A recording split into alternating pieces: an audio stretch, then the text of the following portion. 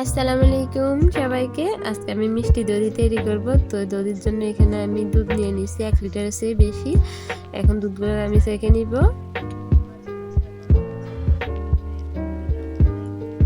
একে একে 3টা বোতলে আমি ছেঁকে নিতেছি। ছাঁকাছাঁকি কমপ্লিট হলে এগুলোকে চুলায় জাল করে নিব।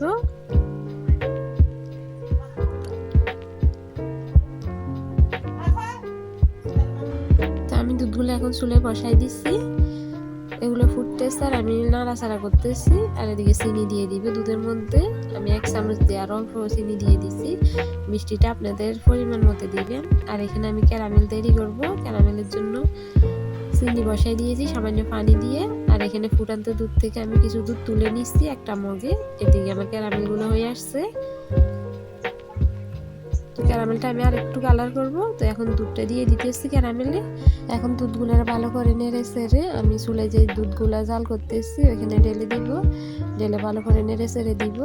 দেখতেছেন সুন্দর একটা কালার আসতেছে।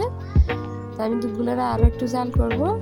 জাল করে দেখেন কেমন ঘনত্বটা আসছে। এমন পর্যায়ে আমি দুধগুলোকে নামিয়ে নিব। তো নামিয়ে নেওয়ার পর আমি একবারে ঠান্ডা করবো না, একটা আঙ্গুল যেন চুবাইতে পারি এমন পর্যায়ে ঠান্ডা করবো। আর এখানে আমি টক দই বসাইছিলাম তার আগের দিন। টক দইগুলোকে আমি নিয়ে নিচ্ছি এখন। তো এটারে কেউ দই বীজ বলে থাকে। তো এখন টক দইগুলো আমি ভালো করে গুটি দিয়ে গুটে নিব। গুটি কমপ্লিট হলে আমি ওই দুধগুলোর মধ্যে মিক্স করে দিব।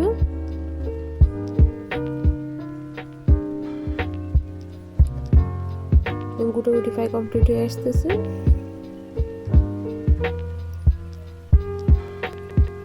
এখন আমি দুধগুলোর মধ্যে দিয়ে দিব। দিয়ে ভালো করে নেড়ে চেড়ে দিব।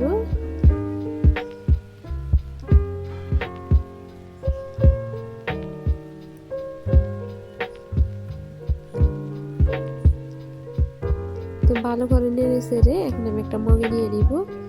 মগে নিয়ে গ্লাস সেটিং করে রাখছি। এখানে আমি গ্লাসে বসাই দিব। এটা কাপ দই যেগুলো বলে, আমি কাপ দইগুলো বানাবো।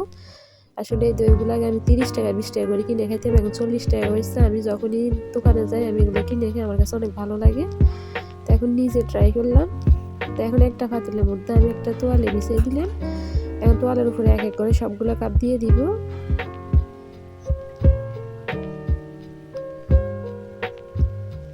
কাপ দিয়ে এখন আমি একটা ঢাকনা দিয়ে ঢেকে দিব। ঢাকনা দিয়ে ঢেকে আমি উপরে দিয়ে আরেকটা কাপড় দিয়ে দিব। তো কাপড় দিয়ে এখন আমি প্রায় 8-9 ঘন্টা অপেক্ষা করব।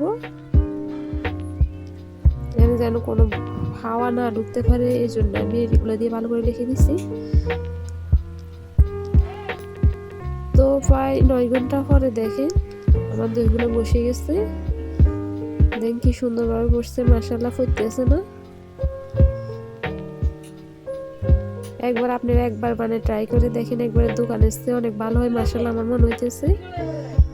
আমি এই নিয়ে 2 বার বানাইছি। আমি আরেকবার বানাইছিলাম আর আজকে নিয়ে 2য় বার বানাইছি। দেখেন খাইতেও অনেক টেস্টি। তো এখন আমি ফ্রিজে রেখে দিব। ফ্রিজে রেখে 10 মিনিট পরে খাবো।